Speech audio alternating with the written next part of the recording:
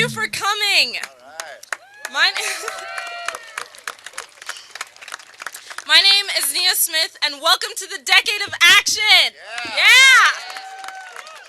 I am absolutely honored and excited to be welcoming you all here today before today's important announcement. This is a historic moment, so it's important you should know why I'm presenting. I am an architecture student studying at Los Angeles Trade Technical College. Go Beavers, right? Yeah. About 2 years ago, I thought I was going to be a fashion designer. I spent 5 years studying and learning and working in the industry so that I could pursue that dream. But every day, the amount of waste created in that field worried me. I was riddled with the guilt of how much it took to make one t-shirt. Fast fashion companies and unfair labor practices, and it's made my relationship with fashion and its relationship with the planet toxic. When I started college, I wanted a major that would make a positive impact on the planet, and I wanted a major that would help people. I wanted a field that didn't waste 40 gallons of water for one minuscule part of the process. And through architecture, I've been able to focus on green and sustainable designs. It's because of architecture that I'm even standing in front of all of you today. I became a member of the Mayor's Youth Council on Climate Action because I wanted young voices to be heard. And on days like these, it makes us feel as though we are. In November, I remarked how the new solar and battery storage project, ELAND, was the first of many steps in the right direction towards saving our planet. The release of the Mayor's executive directive today is another step towards a greener future. California is the 5th largest economy in the world, and as one of the powerhouses of the state, it is only fitting that we release a package as comprehensive as this. Now is the time for action. We are in deep crisis mode, and in this state of emergency, it is refreshing to know that we can count on elected officials to make the right decisions. I cannot wait to look back 10 years from now and remember where I was when Los Angeles started working towards making this planet better.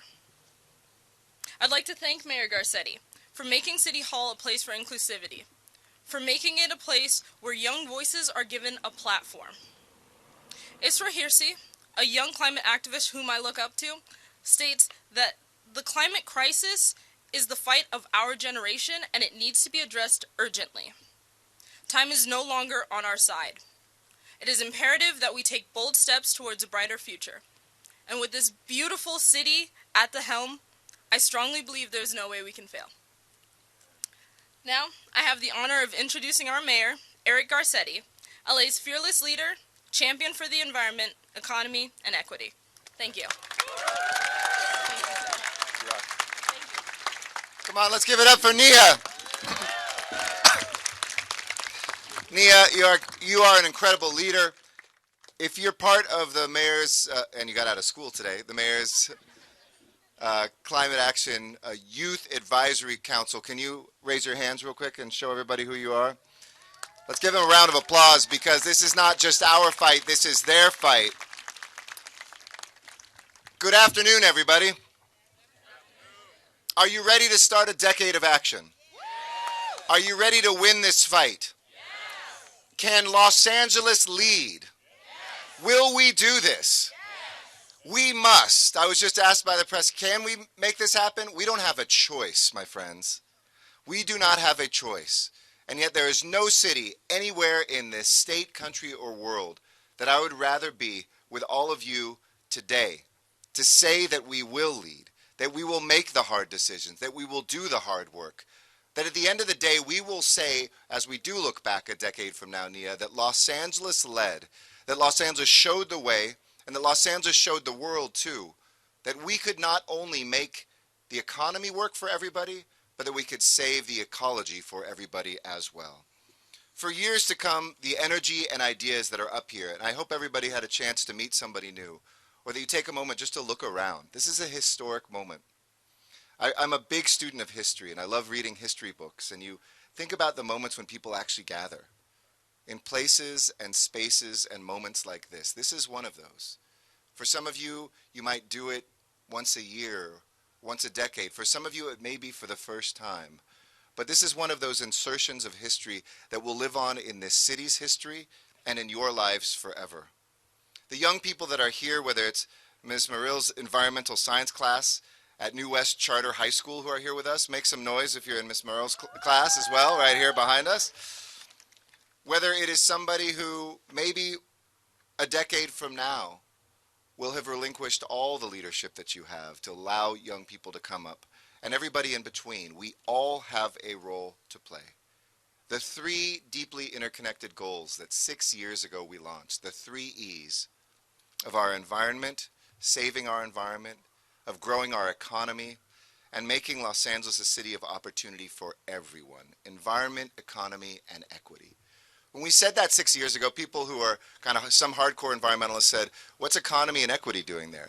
Some social justice people said, oh yeah, the environment, maybe not. And now, if you look at it just half a decade on, we know these are inextricably linked. They are tied together. And we have said that we will kick this decade off with an executive directive together with council actions that will be coming up, because this city council and this administration work closer than any city council and mayor's office ever have in the history of Los Angeles to make this a decade, a make or break decade of action. This 25th executive directive of my administration that I will sign today spells out in great detail how our city government, your city government, will lead by example in realizing the goal that we all share. How we'll achieve our goals in a way that creates equity and grows an inclusive economy, that takes care of workers worried today about their futures, and communities of color and low-income communities that have never been cared for properly. None of this, not the Sustainable City Plan of 2015 or LA's Green New Deal, the update of that plan that we released last spring, would be possible without the partnership and the passion that is atop this garage today.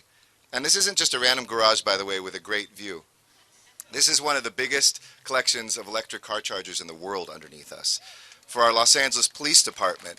And I remember touring here with a mayor from New Orleans, Mayor Landrieu at the time, here, and I was showing him that on a big tour we were taking of infrastructure on Los Angeles. And then he went up to a police officer and he said, hey, no BS. He used a different word for the young people here. Anyway, no BS. He asked one of the police detectives, he said, don't worry about the mayor being here. What do you think of these electric cars? And this detective who'd been around for about 25 years, he said, well, you know, first I looked at these cars and I wasn't sure. They didn't look like a cop car, but I got into them. They drive real nice. I actually love the experience. And then over time, when I thought about my ecological footprint, it really made me feel good about what we were doing. So, you know, when you have a grizzled 25-year-old detective, 25-year detective in LAPD worried about his ecological footprint, his carbon footprint, we know that we are making progress, and this isn't for some of us. This is for all of us. So let me thank the stakeholders that are here today, and feel free to make noise as I say your names. Sierra Club, Communities for Better Environment, Liberty Hill Foundation, Grid Alternatives, Tree People, my first internship, Physicians for Social Responsibility, Los Angeles Business Council, NRDC, the Nature Conservancy, LA Compost, the U.S. Green Building Council, Lacey, From Lot to Spot, LA Bike Coalition, make some noise, Enterprise Community Partners, UCLA, and even if you're Trojan, clap, USC, even if you're a Bruin, clap, Climate Resolve, the American Institute of Architects, Heal the Bay, 5 Hires, and then of course the businesses that have been here as well. Kilroy Realty, Reformation, Earth Island, Wet Design, Calafia Farms, Soylent, Mendocino Farms, Beyond Meat, Liquid Death, Ani, Anheuser-Busch, Snap, Flow Technologies, Green Bar Distillery, Virgin Fest, Building Owners and Management Association, and Total Transportation Services. Give them all a round of applause for the work that they are doing as well. We need community, we need businesses, we need labor, we need everybody here today. And as you know, LA's Green New Deal is focused on the 5 zeros. Zero carbon grid, zero carbon transportation, zero carbon buildings, zero waste, and zero wasted water. And equity is an essential thread woven through the fabric of the plan. We prioritize racial and economic justice to ensure that Angelenos most impacted by the climate crisis are at the front of the line for new solar panels, trees, safer streets, electric cars, improved mobility, resilient neighborhoods, and more. A good example of this is Cool Streets LA And thank you for everybody who's been working to make shade an equity issue. Those of you with signs over your head know shade is an equity issue. This is our program to lower the temperatures and add shade on our streets. As a kid who used to sit at this bus stop without any shade in the San Fernando Valley, I know it's the difference between whether you feel like doing homework or not. You go into the beautiful tree-lined neighborhoods of this city, and there's nothing like them. They should be everywhere. Every one of us, whether we're a senior wanting to be able to go to the market, or whether we're worrying whether we'll make it through the fire season, can feel how rapidly the climate is changing. And it's not just the climate that's changing, it's our economy as well. On the way here, an Uber driver came up to me and said, "What's happening in state legislation and this, that, and the other?" He said, "I've got 3 children to support. I don't know what's going on." Change brings anxiety for dock workers, for building trades folks, for people who have lived at part of the economy as it is today. And they deserve to lead that economy of tomorrow. And our commitment to that with a cabinet looking at the future of work in Los Angeles is just that. But with the Green New Deal, and with this executive directive, we're stepping right up to the challenge, because in this city, we don't wait for the future, and we're not future passive. We guide that future. We are the architects of that future. It's in our DNA to confront a crisis head on and to find opportunities. This city has helped win wars, expand civil rights. We helped build the rockets that took human beings into outer space. Our film and television industry, as we saw last night, tells the stories of the world.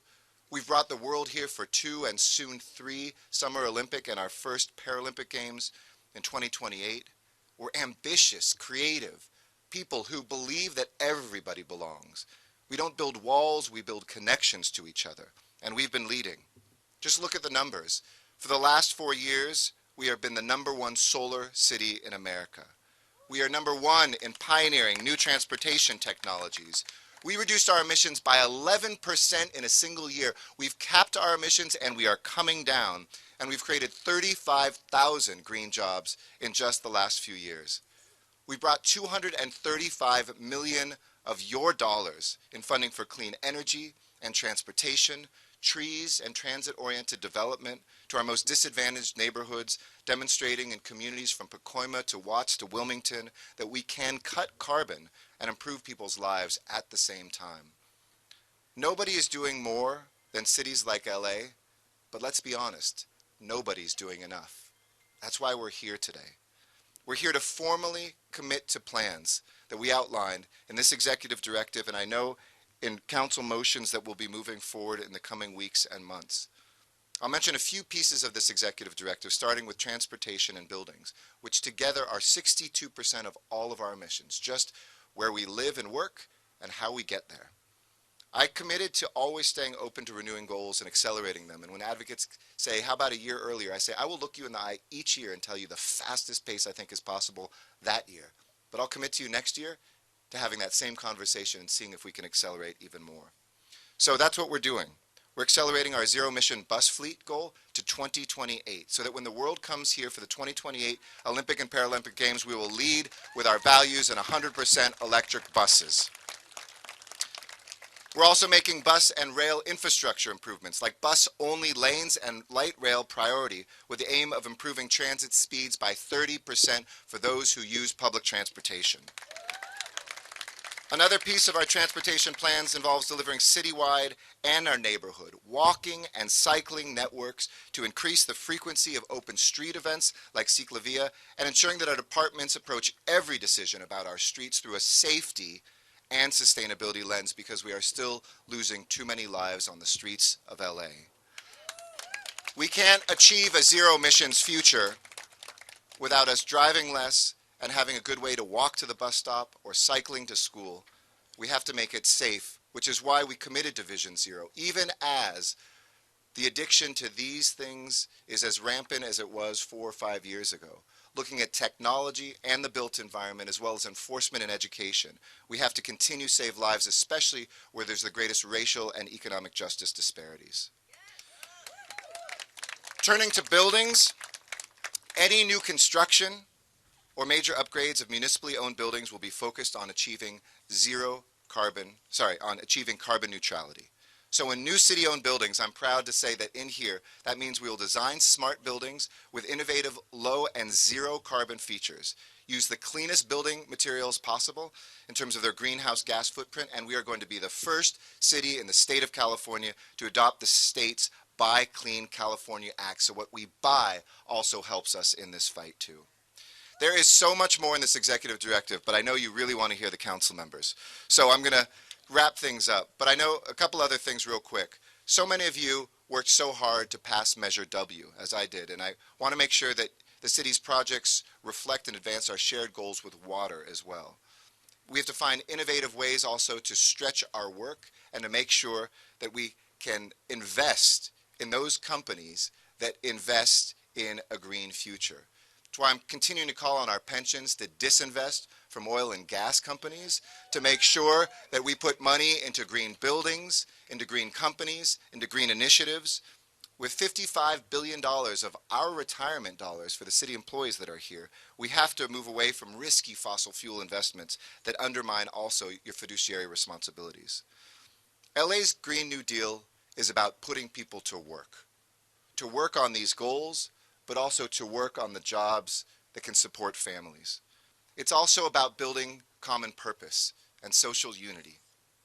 We are faced, my friends, with a moral imperative. 10 years from now, we will look back and say this is the decade we lost the earth or the decade that we saved the earth. I don't overstate this. We all know it and we feel it. Talk to a firefighter. Talk to people in cities around the world that are disappearing, islands that won't be there anymore, reefs that are bleached out and gone. But as somebody wrote recently, we're not just here to say what we're against. I hope that you will join me in the fight to say what we are for. We're here to fight for long lives for everybody, and healthy lives for everybody, and abundant nature around us, and a way when we can spend more time with our families and have a middle-class existence and not be in debt, and have access to education. We are fighting for these things. LA's Green New Deal is all about what makes LA so special, that this is one of the most positive places on the face of the earth. And if we can do it, so too can this earth. Because this isn't just a moment for us all to come up and see this beautiful view. This is the beginning of organizing. Make no mistake, people who are really good at fighting against this and have been fighting against this and misleading people for decades will do it again. It is the death cough of a dying way of life that we are going to put behind us.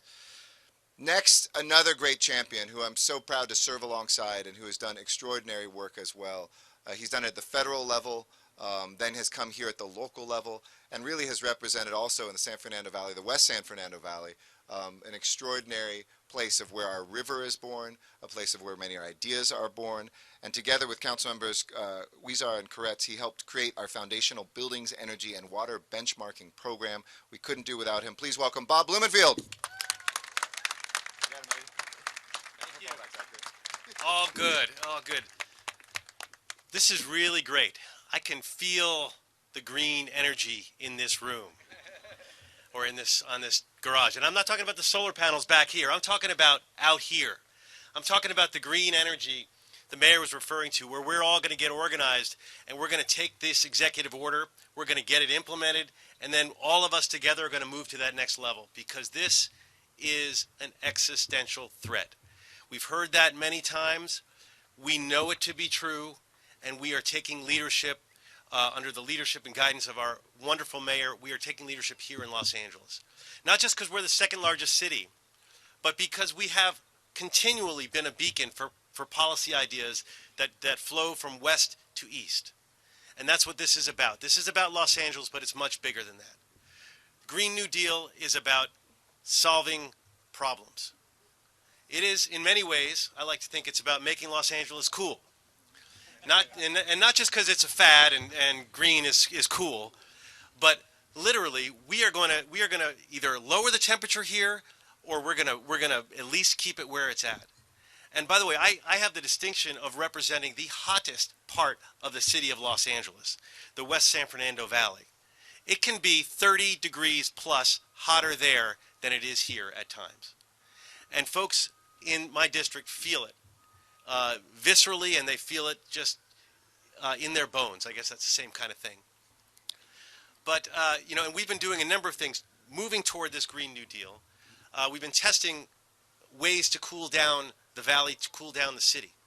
One of those was alluded to by the mayor, and it has to do with cool streets. Basically, and using technology to bring down the temperature, putting a sunscreen, in essence, on the street. And we're finding that it works. The very first street that was tested in the country was in my district. And then we went on to test, put one of those streets down in every district in the city, to the point where we're now, with this Green New Deal, ready to move to take that next step. But we know that while that's great, what really works is trees. Trees. Transpiration. You know what transpiration is, right? You can actually learn it in a Dr. Seuss book. There's all about it. Transpiration, trees, that is going to help bring us back, bring our temperature down. And we are committed as a city, and I see our GM Dell over there, we are committed to getting us back on a 7-year trajectory for our trimming of our trees, to keep a healthy urban canopy and to plant new trees and to plant trees more equitably across this city. Because that may seem simple, but that is a huge step. It's bigger than putting the sunscreen on, but it's all part of what we need to do. And as Public Works Chair, I am committed to implementing these ideas that are expressed in this Green New Deal and implementing many others to get us where we need to go to be leading when it comes to climate change ideas. We want to lead, we want to practice what we preach, walk the walk here in the city, but we also want to do things that will have direct impacts on other areas as well. We can speak with our pocketbook. The mayor mentioned about some of the products that we buy and how we move in that direction. But we also need to think about how we divest from companies that don't share our values. I have a motion in to do just that, to get us on the path to divesting from risky investments in oil and other companies that are not taking us in the direction of renewables. Because when we speak in Los Angeles, we speak with a loud voice. Well, I should probably end on those claps, but being a politician, I know not to end. I'm going to keep going. No, let me just end with this. There's a lot of green energy here. All of us here can be part of the solution. The mayor has taken extraordinary leadership in the past, and with this executive order is exercising that leadership, and I will get behind him, and I urge all of us to join together and row in that same direction. It is not a luxury. It is something that we have to do. So let's do it.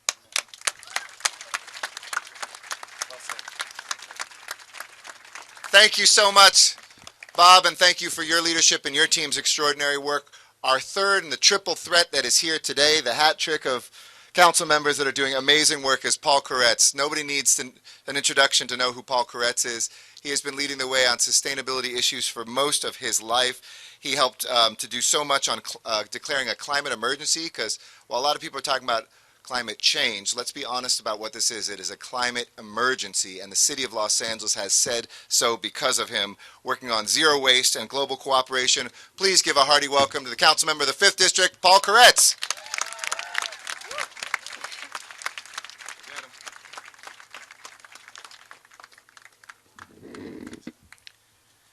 Well, good afternoon, everybody. And since the mayor mentioned it, I'm proud to say that since we first started our climate emergency efforts, we've gone from having one city in the world to thousands of cities that have now declared climate emergencies. Unfortunately, as we've seen, the international community still hasn't been able to get its act together on the issues of climate. Instead of climate action, the Brazilian government is allowing and actually encouraging the Amazon rainforest to burn to the ground and destroy the lungs of the world. Instead of climate action, the Australian government is allowing the forests of Southeast Australia to get dry enough to burn to the ground. Instead of climate action, the Russian government is letting the Siberian rainforest get dry enough to burn to the ground. And while those fires may seem like the most terrifying of 2019, we can still see on this map of global wildfires from NASA, it is the accumulation of wildfires worldwide that gives us a more accurate and terrifying picture. What we haven't been hearing much about are the massive wildfires in Africa, or Indonesia or the Arctic. It's clearly up to cities to lead the way. The way I see it, if the mayor is in charge as the chair of the C40 cities during these vital years, it is the City Council's solemn responsibility to strongly support today's executive directive and help him lead the most aggressive, most forward-thinking, and most compassionate slate of legislation to reduce all our greenhouse emissions and do it in a way that supports our most vulnerable communities and provides good, well-paying jobs at the same time.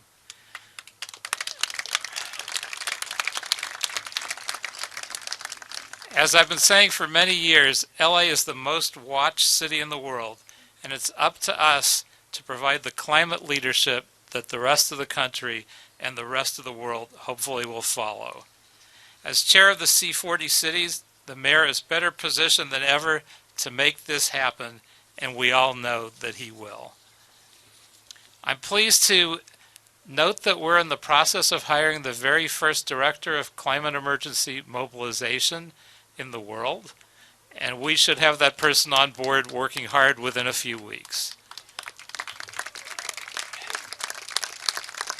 I also want to add that Councilmember Rue and I are bringing to Council on Wednesday a motion that we introduced in conjunction with members of the New York City Council intended to divest the city of any financial involvement with cities that are engaged, with companies, that are engaged in deforestation of the Amazon rainforest, and a resolution calling on other governments and organizations to join us so we can all begin to take responsibility, and particularly for LA's part in any of these insane wildfires.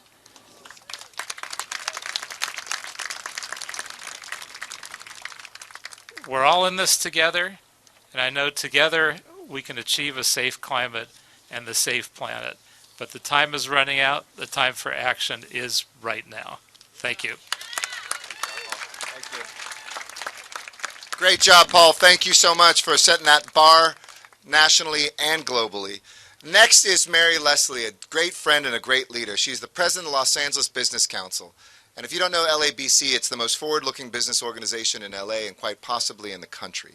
With Mary at the helm, they've helped fight for things, whether it was a feed-in tariff, which is a fancy way of saying those solar panels you see on commercial and industrial buildings that we're now buying power in our own city from, or whether it's to make sure that we have a proper living wage for workers in this city. She has helped us lead the way. Please give her some LA love. Mary Leslie.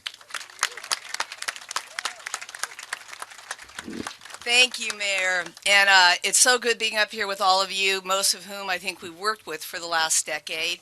As you know, the LABC was out there early with the notion that investing in the environment, investing in business were not mutually exclusive. And I think advocating for the last 10 years with many of you here, saying that investing in our environment was a good investment for business, go hand in hand, and it turned out we're right. So we should all give ourselves a round of applause.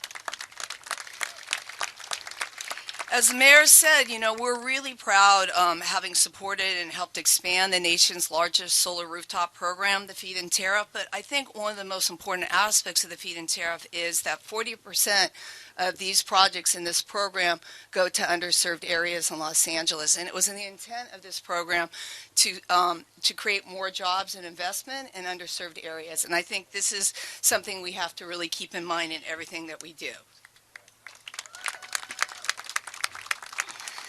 We're also proud to have supported the DWP, who I hope are here today, on their 100% renewable. And thanks to Councilman Koretz, you really were quite early and quite zealous in getting us behind that idea years ago when we looked nuts. I saw the pictures from that one event. But anyway, that 100% and the fact that Councilman Krikorian and you authored that and asked DWP to get on that road, we really appreciate it. And I think this year we'll get our plan, right? Yeah. So these aggressive goals are critical, as the mayor and the council people said, but the good news is they create a lot of good paying jobs, they create local jobs, they attract new innovative companies.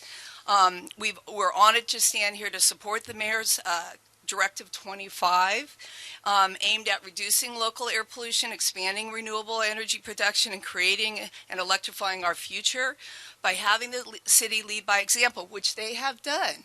successfully on energy efficiency, because I remember that from 10 years ago.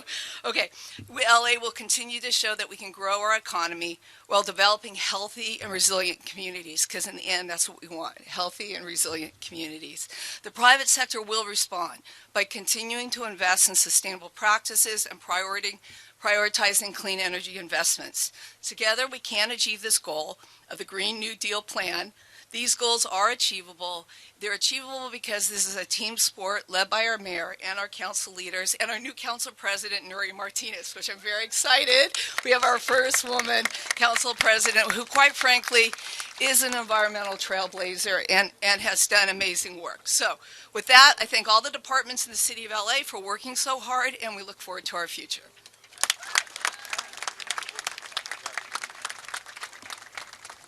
Thank you so much, Mary. And next, before there was people talking about environmental justice, or nobody knew what that meant, there were a handful of organizations across this country that were working on the idea that we had to look at the overlap of income and race and geography while we worked on the environment. And that's really what birthed Communities for a Better Environment. They helped create that movement, which now is embedded in this plan and in the executive directive. And we're so pleased to have Daryl Molina Sarmiento, who's the executive director of Communities for a Better Environment. My wife Amy and I have supported CBE personally for many years. I look to them as the touchstone for the right direction whenever we have to run policies by, and they are fighting the fight for those who often have not had a voice at the table. They have been the pillars of their community and supporting a clean energy transition for those very same workers who also stand to benefit, but also stand to suffer if we don't take the action. Daryl?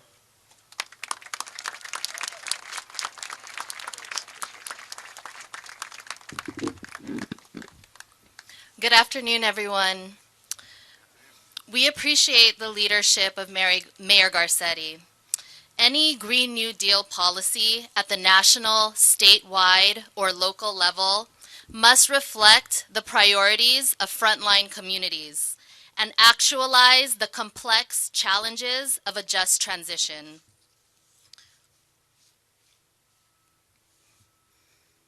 Because our communities have been devastated by climate change and environmental injustices, it is our priority to protect our communities that face not only the combined threat of oil drilling, oil refineries, expanding freeways, chronic polluters, but also displacement. And we are pitted against our labor brothers and sisters that mostly come from these same communities. We look forward to working with the city, the mayor's office, and labor to overcome these obstacles, find common ground, and identify win-win opportunities at the cross-section of equity, sustainability, and workforce development. We care deeply about decarbonizing the grid, decarbonizing buildings, achieving zero emissions transportation goals, enhancing access to clean mobility for all. We look forward to working to make sure these goals are met with equity at the center. The City of Los Angeles has the opportunity to create a model that can be replicated nationally and internationally, protecting the most vulnerable communities and transitioning to a fossil fuel-free economy. Thank you.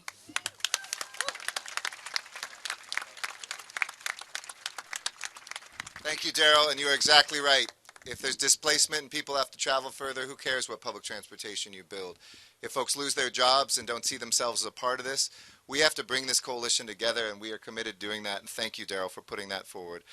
And in that vein, I'd like to finally introduce Clyde Ellis. He's a recent graduate of the EV Network Training Program at Los Angeles Clean Tech Incubator, right here on the edge of downtown. And we're so proud that LACY, which was created by the city and the private sector through our Department of Water and Power, is bringing new talent into the green economy. In Clyde's case, exactly to what you just heard, that talent is coming from a job at a nearby refinery. Clyde?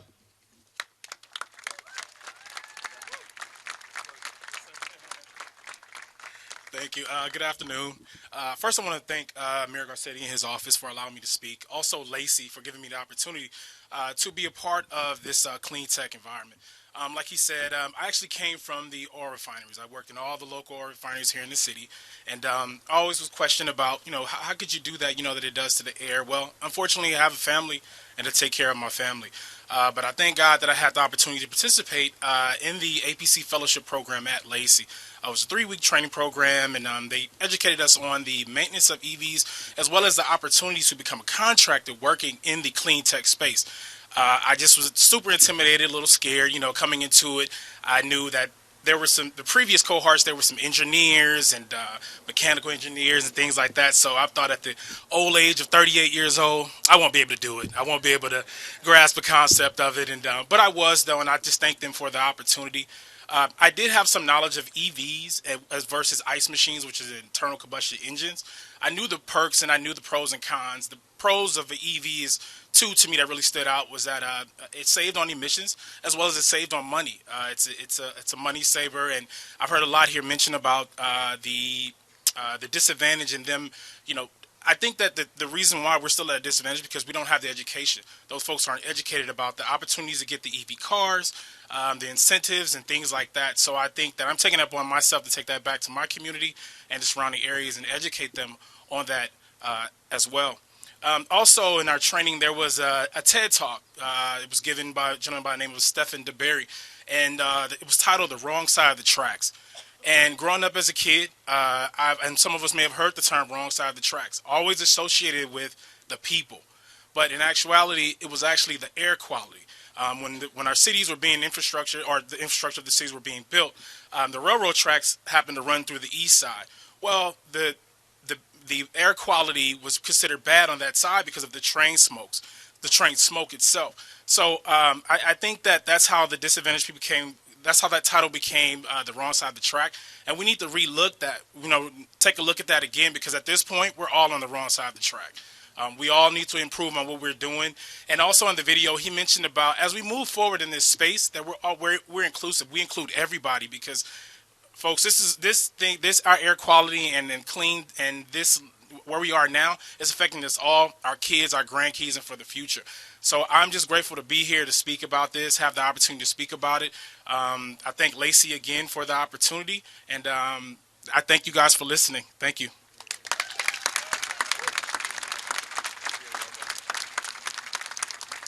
Thanks, Lights, so much. Brevemente también en español yo quiero decir unas palabras. Gracias a este equipo por su visión y su trabajo este día histórico. En Los Ángeles estamos enfocados en 3 metas: salvar nuestro medio ambiente, crecer nuestra economía y hacer esta ciudad una de oportunidad para todos. Y hoy iniciamos una década de acción en estos 20 con mi 25ª directiva ejecutiva.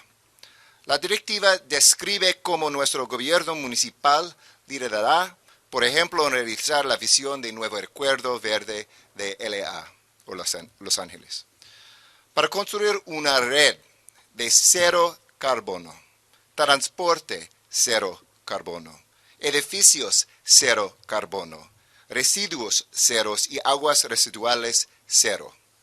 Y estamos poniendo en prioridad la justicia racial, cultural y económica para asegurar que los angelinos más impactados por la crisis climática estarán al frente de la línea para recibir nuevos paneles solares, árboles y pavimentos frescos.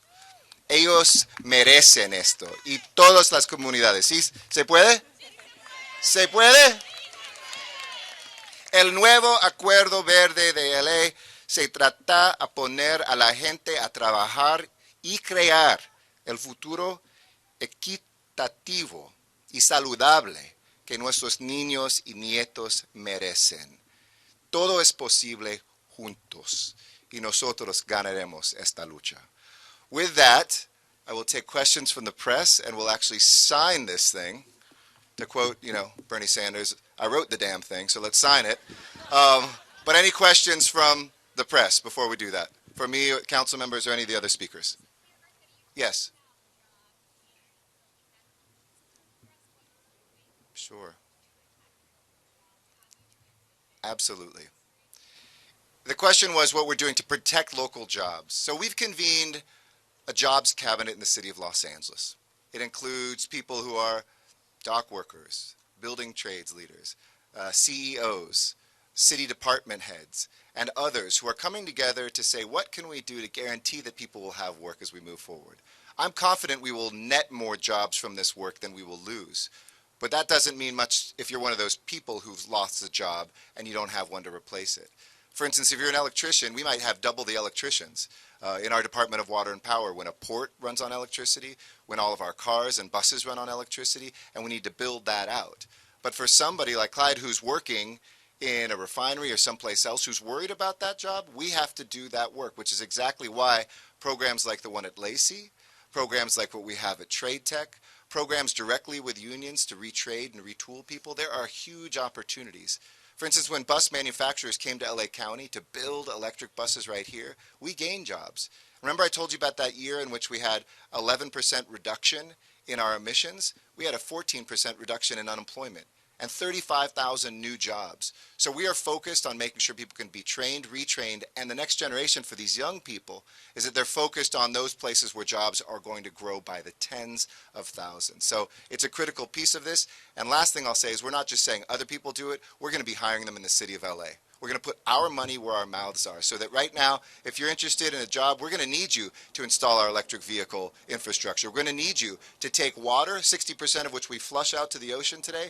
We're going to recycle that and reuse it, something that's 3 times bigger than the LA aqueduct in terms of its impact of water. So there's jobs, jobs, jobs, and them there hills, jobs, and them there Green New Deal, and we want to make sure you get one of them. Other questions? All right. Oh yeah, one back there.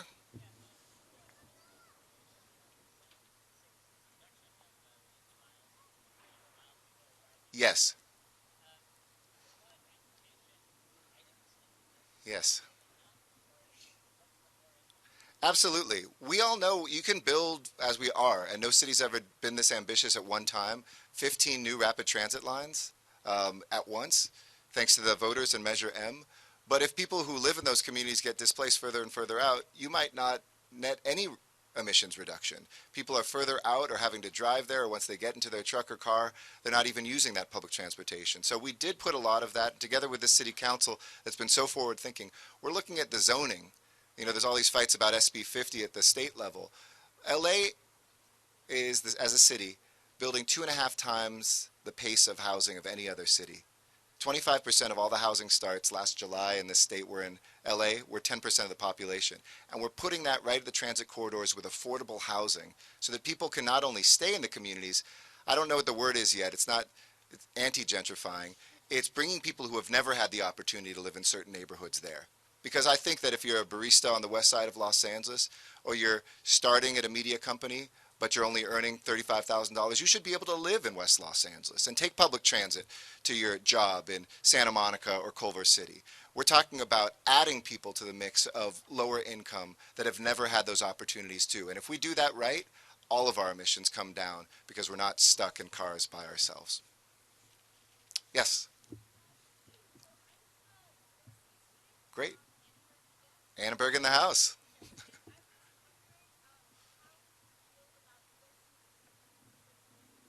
Right. Absolutely. Well, I just met with President Folt this last week, and it was an amazing meeting. As some of you may not know, her background is as an engineer dealing with energy and green energy and the environment. And she's got ambitious plans for USC. I said, why don't you take this executive directive and just adopt it at USC too? And she walked me through the plans, and I think they're great because she said, we're sick of talking, we actually want to do. UCLA, similarly, the Grand Challenge, which I co-chair with the chancellor of UCLA, was pushing us to how do we get to that zero carbon energy grid for the Los Angeles Department of Water and Power. So USC, as the largest private employer, can lead the way for every other private employer in the Southland and beyond. If they can do it, anybody can do it, and I'm really proud of her leadership. Sign away. All right. That's right there.